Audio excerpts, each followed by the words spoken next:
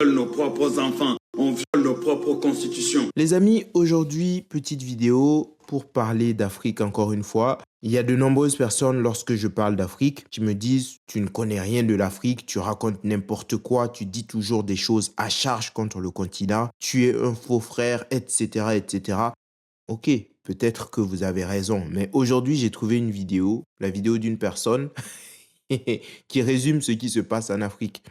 Donc, ce n'est pas moi. Je vais juste me contenter de commenter ce qu'il dit. Mais je me suis rendu compte que ce que j'ai l'habitude de dire se répète dans cette vidéo. Donc, est-ce qu'il y aurait d'autres noirs que j'aurais corrompus? Peut-être que j'ai créé un réseau dans lequel je suis le maître à penser de toutes ces personnes. Ça se tient parce que pour les panafricains et pour les personnes qui ragent, tout est possible. Mais je vous le dis, au lieu de créer des hypothèses farfelues qui n'ont ni queue ni tête, la meilleure solution, ce serait de prendre conscience que les choses ne vont pas en Afrique et ce serait d'essayer de changer les choses. Ne serait-ce que pour les Africains, pour vous, au lieu de passer le temps sur Internet à insulter les personnes qui disent que ça ne va pas, à insulter les Européens, à insulter toutes les personnes que vous détestez. Bon, c'est un conseil, vous en faites ce que vous voulez. De toute façon, moi, je vais vous présenter la vidéo. Et pour les personnes qui sont européennes, qui ne connaissent pas l'Afrique, vous apprendrez quelque chose d'autre. Et pour les personnes qui ont déjà été en Afrique, vous allez valider les propos. Vous allez valider les propos. Donc, n'hésitez pas à vous abonner, à liker, à partager, à commenter. C'est une vidéo qui va être très salée, très intéressante. En tout cas, à mon avis. N'oubliez pas également de faire un tour sur le Tipeee. Faire un tour également sur la newsletter. Abonnez-vous les amis parce que c'est très important. Je vous le dis, il y a des informations qui passeront par là. Des fois, je vous enverrai des mails. Ceux qui ne sont pas abonnés, vous ne passerez à côté de l'information et ce n'est pas le but. Donc, abonnez-vous, ça vous prend quelques secondes et après, ça vous garantit d'avoir toutes les bonnes informations en temps et en heure. Bon, sur ce, on va commencer avec la vidéo.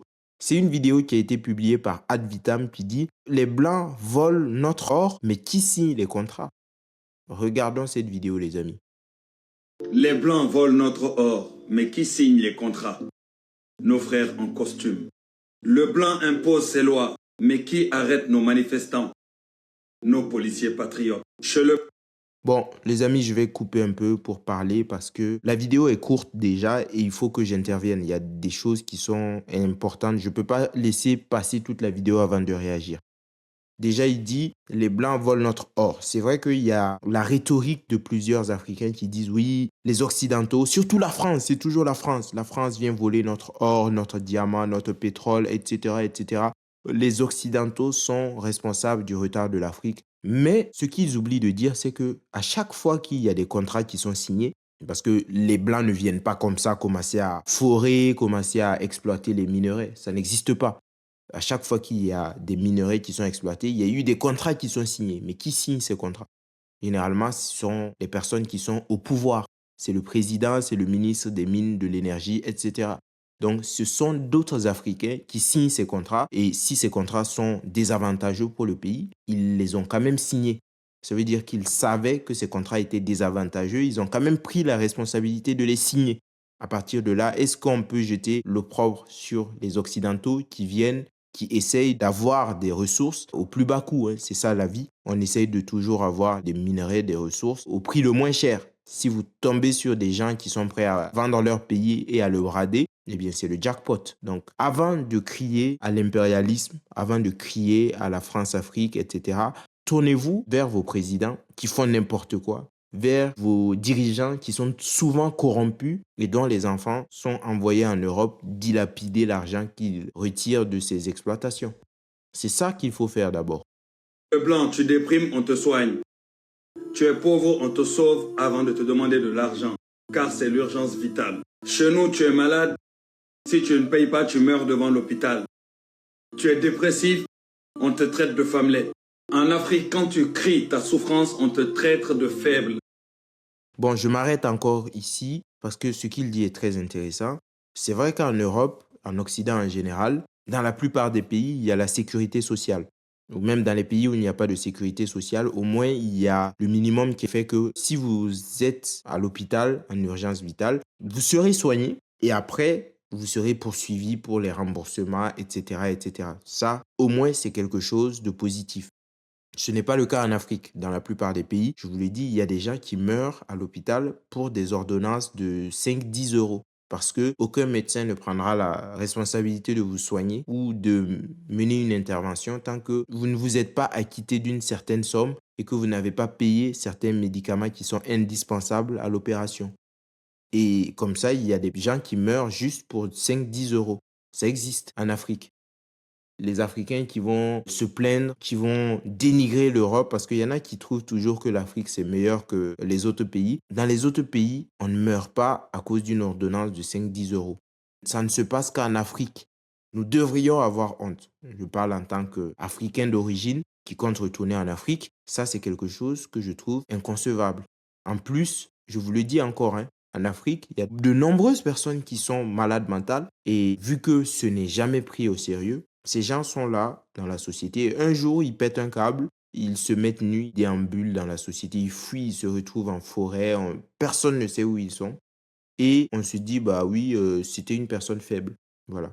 En Afrique, vous n'avez pas le droit d'être malade mental parce que c'est comme un signe de faiblesse. Une personne qui déprime, c'est pas normal. Il faut être fort. On n'a pas besoin de psychologue, on n'a pas besoin de psychiatre, etc. Ou pire, quand vous tombez malade, vous avez ce type de maladie, on dit que c'est la sorcellerie. Au lieu d'essayer de vous soigner, on dit oui, c'est la sorcellerie. C'est des gens du village qui vous ont lancé des sorts. C'est ça l'Afrique en fait. En 2024-2025, ça existe toujours. Au lieu de vous prendre en charge, de vous soigner, on parle d'attaque mystique. Si vous ne le saviez pas, je vous informe. Quand tu demandes justice, on te rit au visage. Et quand tu meurs à l'hôpital, on te dit que c'est Dieu qui l'a voulu. Et vous savez quoi? Quand nos dirigeants volent des milliards, on les appelle son excellence. Alors comment dire qu'on est mieux que les autres alors qu'on assassine nos propres rêves, on assassine nos propres frères, on affame nos propres sœurs, on...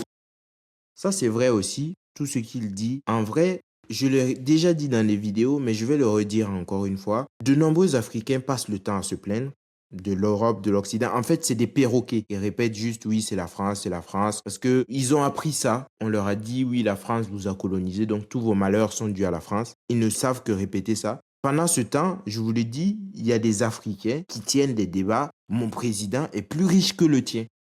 Vous allez voir un Sénégalais et un Malien qui s'asseyent, qui discutent et qui disent oui, mon président, il est plus riche que le tien. Oh non, mon président, il est plus riche que le tien. L'enfant de mon président, il a acheté ça. Il a acheté cette voiture. Il a acheté ça. C'est ça, en fait, des discussions de débiles. Au lieu de se dire oui, mais c'est l'argent du pays, c'est l'argent du contribuable, ils se gavent pendant que nous, on vit dans la misère, etc. Non, ils sont contents.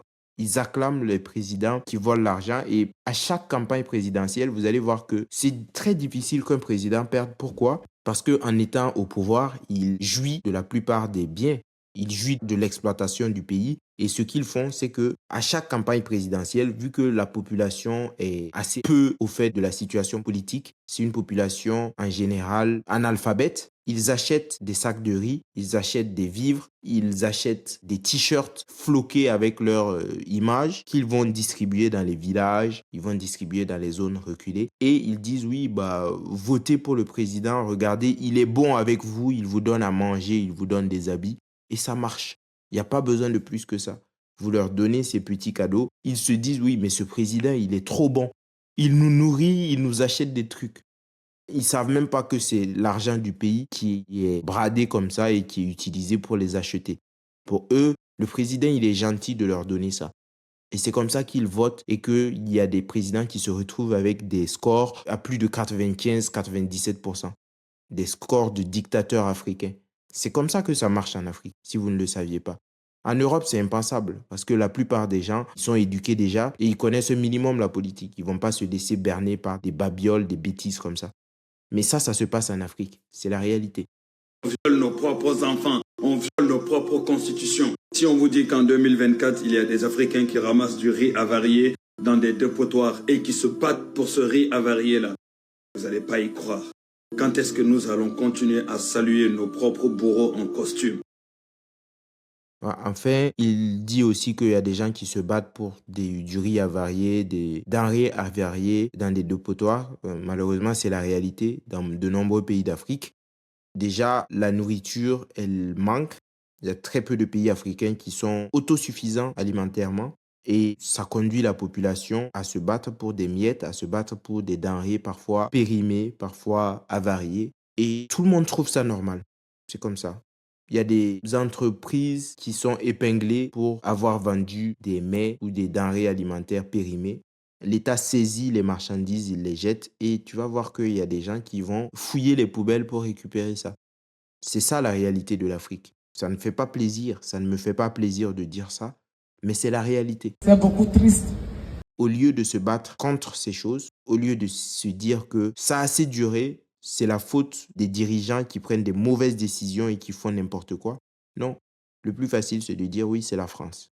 Ils ne savent même pas où se trouve la France, ils ne savent même pas quelles sont les relations de leur pays avec la France, mais c'est plus facile de crier la France, parce qu'il y a eu un lobbying qui a bien marché, une propagande qui a bien marché, et aujourd'hui, tous les Africains, ils répètent ça comme des perroquets. Ils ne savent même pas de quoi ils parlent. Et ça fonctionne. C'est triste, c'est malheureux. Et à cause de ça, je pense qu'il y a encore de nombreuses années avant que l'Afrique ne change. Mais ce n'est que mon avis. Dites-moi ce que vous en pensez en commentaire. Je trouve que ce jeune homme, il est très lucide. Je pense que c'est un Sénégalais.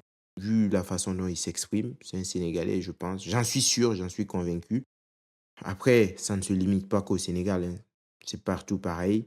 Les présidents qui bafouent la Constitution, qui se présentent 2 fois. Normalement, ils n'ont plus le droit de se présenter, mais ils modifient la Constitution à quelques mois de la fin du mandat et ils peuvent se représenter, ils restent président à vie. Au Cameroun, il y a un président qui est là depuis plus de 40 ans. Ça n'inquiète personne. Tout le monde continue de vivre comme si de rien n'était. Le mec, il a bientôt 94 ans, je pense, et il va encore se présenter pour les élections. C'est ça l'Afrique, en fait. C'est ça l'Afrique. Donc, est-ce qu'un Africain peut se lever pour dire qu'il réclame quelque chose ou qu'il est légitime en quoi que ce soit? Je ne pense pas. Pour être respectable, pour réclamer le respect, il faut le mériter. Et ça se montre aussi dans de petits actes, dans des actes comme ça, dans son pays. Ça se montre en défiant l'autorité qui est profondément injuste. Et c'est comme ça qu'on gagne le respect, à mon avis. Je vais m'arrêter là, les amis. Dites-moi ce que vous en pensez en commentaire. N'oubliez pas de liker, de partager, de commenter. C'est très important. Je le redis, l'objectif, c'est les 10 000 abonnés avant la fin de l'année. Abonnez-vous. Il y a encore près de 50% des personnes qui regardent mes vidéos qui ne sont pas abonnées. Je ne sais pas pourquoi vous faites ça. Vous venez regarder un contenu qui vous plaît. Vous êtes régulier, mais vous ne vous abonnez pas. Qu'est-ce que vous attendez? Abonnez-vous, les amis. Ça vous prend littéralement 2 secondes. Bon, je vous laisse. À bientôt. Ciao. Blanc sans le laine, avec black, comme quoi sans haine, on est tous les mêmes.